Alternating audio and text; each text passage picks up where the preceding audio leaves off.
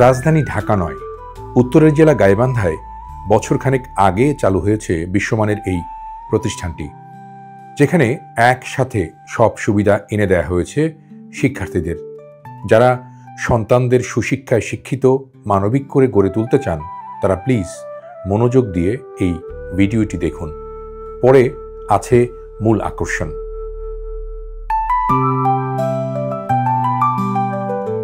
দূরের গ্রাম থেকে ছাত্রছাত্রীদের আনতে এই স্কুলের বেশ কয়েকটি যানবাহন আছে নিজস্ব। ঠিক সকাল 8:15টায় তা এসে পৌঁছে স্কুল ক্যাম্পাসে। জেলা শহর থেকে মাইলখানেক দূরে নসরতপুর, সেখানেই স্কুলটি করেছে গণ উন্নয়ন কেন্দ্র। এর নাম গণ উন্নয়ন কেন্দ্র residential model school and college. 20 বিঘা জমিতে স্কুলের অবকাঠামো। 4 তলা একাডেমিক ভবন হয়েছে আধুনিক পাশ্চাত্য স্থাপত্যে। ডোম লাইব্রেরি, টানা প্রশস্ত বারান্দা, মনে হয় ইউরোপের কোনো শহরের স্থাপনায় ঢুকে পড়েছি। প্রকৃতির কাছাকাছি থাকতে সেই ভবনের কিছু জায়গায় ছাদ ফুঁড়ে লাগানো হয়েছে গাছ। তা যেন আলো ছড়াচ্ছে ওই ভবনের উপরিভাগে। আছে বৃষ্টিবিলাস নামের একটি বেলকনিও, যেখানে বর্ষায় ভেজা যায়। কাছাকাছি দাঁড়ালে শস্য ক্ষেত ও সবুজের এক মোলায়েম ফ্রেম হয়ে ধরা পড়ে চোখে। এসব তো বাইরের আবরণ আর রূপ, ভেতরের শিক্ষা ব্যবস্থাটাও চোখে পড়ার মতো এই স্কুলের। এই যেমন সকালের অ্যাসেম্বলি।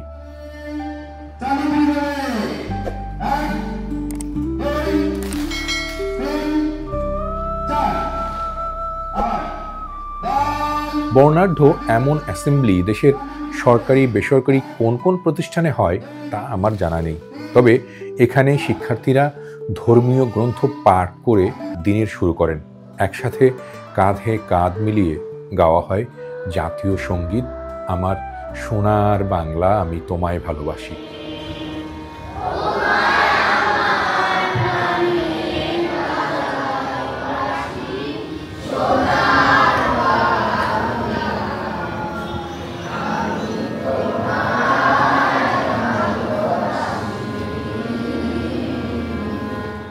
ভালো মানুষ হওয়ার শপথও এখানে শিক্ষকদের সাথে মিলে নেন শিক্ষার্থীরা। পিটি প্যারেড তো আছেই। মোট কথা, শরীর মন মেধা ঝাঁকিয়ে নেয়ার সব ব্যবস্থাই প্রতিদিন চলছে স্কুলের প্রারম্ভিক এই আয়োজনে। শিক্ষকরা খুবই জনপ্রিয় তার শিক্ষার্থীদের কাছে। আমার কাছে ছোট্ট শিশুরা ঢুকে পড়ে আমার রুমে, আমি যেখানে বসি, ওরা নির্বিঘ্নে তাদের কথাগুলো বলে ফেলে। এমনকি যে বাসার কোনো ঘটনাটাও তারা বলে ফেলে। এই যে তাদের সাথে আমার বন্ধুর মতো মেশাটা, এটার মূল কারণটাই হচ্ছে যে তাকে আসলে পরিপূর্ণ স্বাধীনভাবে গড়ে তোলার চেষ্টা করা। এবং আমাদের ক্যাম্পাস যদি দেখেন, আমাদের ফ্লোরগুলো যদি দেখেন, বারান্দা দেখেন, দেখবেন যে অনেক বেশি প্রশস্ত।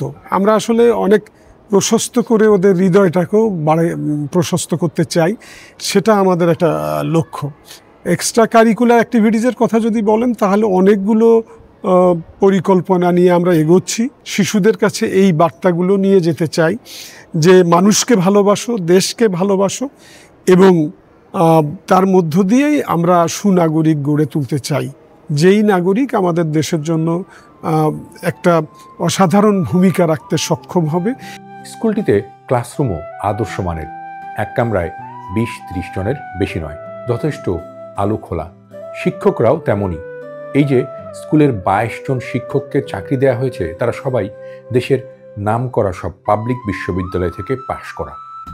তাদের পড়ানোর প্যাটার্নও আলাদা। ক্লাসে ঢুকে মনে হলো কোনো বিখ্যাত স্যার এসে প্রাইভেট পড়াচ্ছেন। মানে পরিচ্ছন্ন, সুন্দর সাজানো পরিবেশ শ্রেণীকক্ষের চেহারাটাই পাল্টে দিয়েছে। শুধু বইয়ের পড়া নয়, ক্লাসে ছাত্রছাত্রীরা শিখছে দেশপ্রেম, সামাজিক মূল্যবোধ ও মানবাধিকার। কিভাবে চলতে হবে, কিভাবে বলতে হবে, তাও শেখানো হচ্ছে। মোবাইল আসক্তিতে আমাদের শিক্ষার্থীরা শুধু নয়, আমাদের এই প্রজন্ম আক্রান্ত, এবং এই জায়গার থেকে আমরা বের করে আনতে চাই। আসলে মোবাইল ব্যবহার করবে, প্রযুক্তির সর্বোচ্চ ব্যবহার আমরা চাই, কিন্তু অপব্যবহার আমরা কখনোই চাই না। তাদের জন্য মোবাইল একদমই নিষিদ্ধ, মোবাইল ব্যবহার করা। আমরা আমাদের হাউস মাস্টারদের কাছে মোবাইল থাকে, প্রয়োজনে শুধুমাত্র প্রতি শুক্রবার একটা নির্দিষ্ট সময়ে তারা তাদের অভিভাবকদের সাথে, তাদের পরিবারের সাথে কথা বলার সুযোগ পায়। আমরা এটি করেছি, একদম জেনে বুঝেই করেছি, এবং অনেক অভিভাবক আমাদেরকে ধন্যবাদ জানিয়েছেন যে এই জায়গাটা আপনারা যদি স্যার নিশ্চিত করতে পারেন আমাদের সন্তানেরা বেঁচে যাবে। দেশের পিছিয়ে পড়া একটি অঞ্চল থেকে মা বাবা কত কষ্ট করে লেখাপড়া শিখিয়েছেন তা মনে রেখেই এই স্কুল করেছেন আব্দুস সালাম। গণ উন্নয়ন কেন্দ্রেরও প্রতিষ্ঠাতা তিনি। এই যুগে এমন স্কুল গড়তে তার উদ্দেশ্য আর লক্ষ্য অবাক করে অনেককে। আমাদের অন্য জেলা বা দেশের সামগ্রিকভাবে কম্পিটিশন করার ক্ষেত্রে শিক্ষার্থীদের একটা বড় সীমাবদ্ধতা আমরা লক্ষ্য করলাম। তো সেই চিন্তা থেকে আমরা মনে করলাম যে একটা মানসম্মত আবাসিক শিক্ষা প্রতিষ্ঠান করা দরকার, যেখানে অ্যাটলিস্ট যাদের কিছুটা সামর্থ্য আছে তারা এখানে এসে শিক্ষা গ্রহণ করবে। মূলত এইটা ছিল বড় জায়গা। আরেকটি বড় জায়গা হচ্ছে যে তা আমরা চিন্তা করলাম এমন একটা অবকাঠামো তৈরি করা, যে অবকাঠামোটা শিক্ষার্থীদেরকে একটা ভালো শিক্ষার পরিবেশ দেবে, এবং যে অবকাঠামোটা এই অঞ্চলকে রিপ্রেজেন্ট করবে। কারণ দেখেন, আপনি জানেন যে আমাদের এই অঞ্চলটা মূলত মঙ্গা, দারিদ্রতা, নদী ভাঙন, বন্যা, এই এমনকি মানুষ নানাভাবেই কটাক্ষ করেও আমাদেরকে কথা বলে। সব মিলিয়ে একটা সামগ্রিক অবকাঠামোগত পরিবেশ, যা একটা শিক্ষার্থীদের গড়ে ওঠার পেছনে এবং এই শিক্ষা প্রতিষ্ঠানের বাইরে উচ্চতর শিক্ষা গ্রহণের জন্য সে দেশে বা বিদেশে যখন যাবে তখন যেন সে সহজেই সেখানে কোপ করতে পারে। নতুন এই স্কুলটিতে আবাসিক সুবিধা আছে 200 শিক্ষার্থীর। প্রথম পর্যায়ে ভর্তি নেওয়া হয়েছে প্লে গ্রুপ থেকে ক্লাস 9 পর্যন্ত। এখন প্রায় 300 শিক্ষার্থী পড়ছে বিভিন্ন ক্লাসে। আবাসিকে আছে 30 জন। এখানে যে পরিমাণ ইনভেস্টমেন্ট হয়েছে, আমরা বিজনেসের কথা চিন্তা করলে এই রকমের অবকাঠামো করে সেই বিজনেস করা সম্ভব না।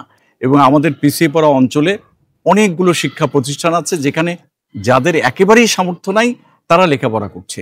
ওই সকল শিক্ষা প্রতিষ্ঠান পরিচালনা করার জন্য মূলত আমরা বৈদেশিক সাহায্যের উপরে নির্ভরশীল হই। এই বৈদেশিক সাহায্যের উপরে যাতে নির্ভরশীল হতে না হয়, এখানে যদি আমাদের কিছুটা সারপ্লাস হয় তাহলে আমরা সেটা ওই খাতে বিনিয়োগ করব অন্য শিশুদের শিক্ষার ক্ষেত্রে।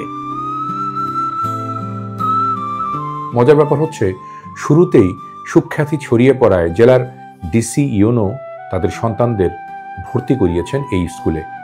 এর একটাই কারণ, স্কুলের পরিবেশ আর শিক্ষার মান।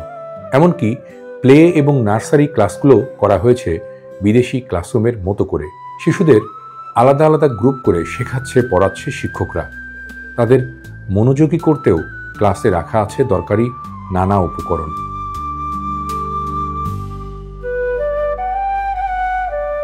আরও একটি মজার ব্যাপার, শিক্ষার্থীদের যার যেদিন জন্মদিন সেদিন ক্লাসে গিয়ে সেলিব্রেট করছেন প্রিন্সিপাল ও ঊর্ধ্বতনরা, যা ক্লাসে রীতিমতো 1-2 মিনিটের উৎসবে রূপ নিচ্ছে। আর মোবাইল ফোন এই স্কুলে পুরোপুরি নিষিদ্ধ শিক্ষার্থীদের জন্য।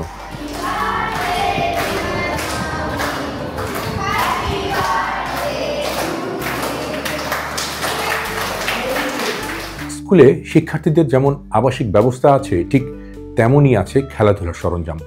সম্প্রতি স্কুল মাঠের কোনায় প্লে জোন উদ্বোধন করা হয়েছে। সেখানে বিরতির সময় মনের আনন্দে খেলছে শিশুরা।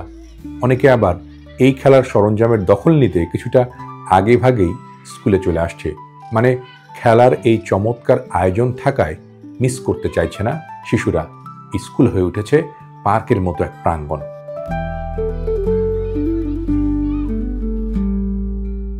মোট 40 বিঘা জমির উপর গণ উন্নয়ন কেন্দ্রের স্কুল কমপ্লেক্স প্রকল্প। এতে এখন আছে MP theatre, swimming pool, library, cultural centre, আবাসিক হল, সেমিনার কক্ষ, জিম, ক্যাফেটেরিয়া, কম্পিউটার ও এআই ল্যাব সহ অনেক কিছু। পাশে তৈরি হচ্ছে তারকা হোটেল, আন্তর্জাতিক মানের কনভেনশন সেন্টার, থিয়েটার, জাদুঘর, লোটাস ক্যাফেটেরিয়া ও লেক। নিজস্ব হেলিপ্যাডও করতে চান তারা।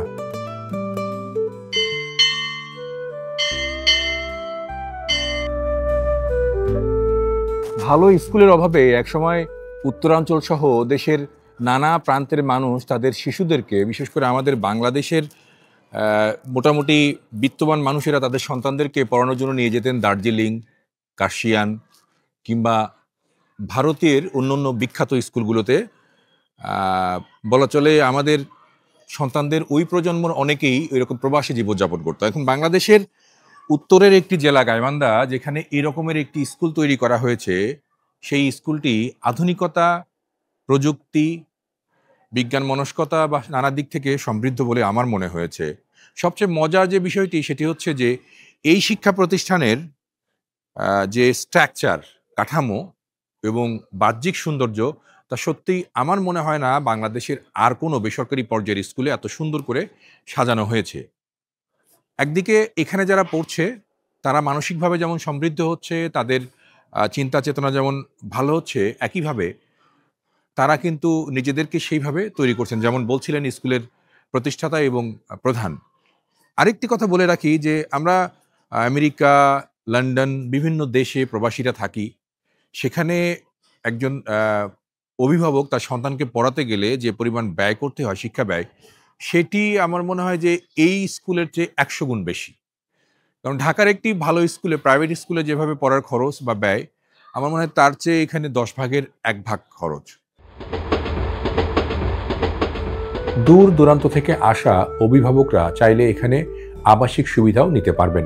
মোট কথা, আবাসিক আন্তর্জাতিক মানের একটি পরিপূর্ণ স্কুল বলতে যা বোঝায় তার সবই এক বাউন্ডারির মধ্যে সাজিয়ে গুছিয়ে রাখা হয়েছে এখানে।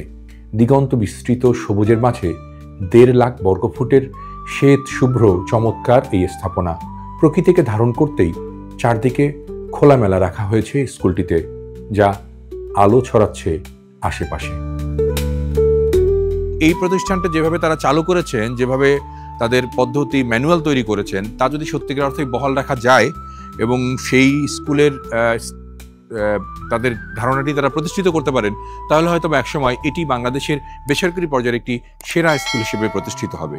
আর যারা দুনিয়ার গল্প দেখছেন তাদেরকে বলবো, বাংলাদেশের নানা প্রান্তে আমরা শিক্ষা সংকটে ভুগি। আমাদের বাচ্চাদেরকে কিভাবে একটি ভালো শিক্ষা দেব, ভালো স্কুলে পড়াবো, এটি আমাদের সব অভিভাবকদের চিন্তা। সেই চিন্তার একটি সমাধান গাইবান্ধার এই জিওকে স্কুল হতে পারে বলে আমি মনে করছি। আপনারা যারা আমার সাথে এই ভিডিও দেখছেন, এর নিচে এই স্কুলের অনুসন্ধানের নম্বর দেওয়া থাকলো, ইমেল অ্যাড্রেস দেওয়া থাকলো। যদি আপনারা মনে করেন আপনাদের প্রয়োজন রয়েছে, তাহলে এখানে যোগাযোগ করতে পারেন। নিশ্চয়ই আপনাদের সাথে আলাপ আলোচনা করে আপনাদের সেই সংকটের সমাধান এই স্কুল কর্তৃপক্ষ দিতে পারবেন। ভালো থাকবেন সবাই। আপনাদের সাথে দুনিয়ার গল্পের আগামী পর্বে আবারও নতুন বিষয় নিয়ে আলোচনা হবে। সে পর্যন্ত আজ এখানেই শেষ করছি।